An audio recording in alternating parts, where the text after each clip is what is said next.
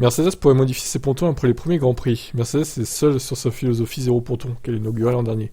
Toutes les équipes ont suivi le chemin choisi par Red Bull.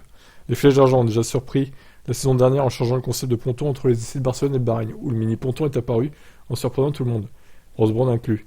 Cette année, non seulement le concept est conservé, mais il est apparemment encore plus extrême. Wolff a admis que, dès les premières courses, ça changera un peu, notant que ce sera dans les pontons que l'on verra les premières évolutions. Il est évident que les pontons sont très différents des autres, mais nous pensons qu'il ne s'agit qu'un domaine relatif aux performances, il n'y a pas de solution unique et optimale.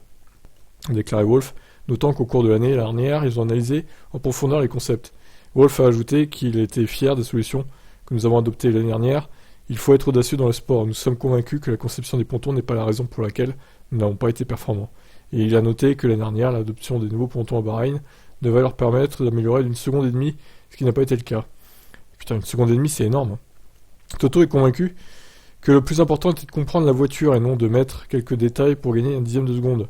Cette démarche n'est valable que lorsque la voiture a été comprise et optimisée. Il n'est pas exclu que déjà à Bahreïn, il y ait quelques retouches de la voiture par rapport à la version dévoilée.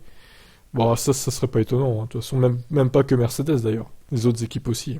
Bien que Toto ait assuré qu'elle était assez similaire à ce que nous verrons là-bas. Il a également souligné que les changements de la première évolution ne viendront qu'après les premières courses.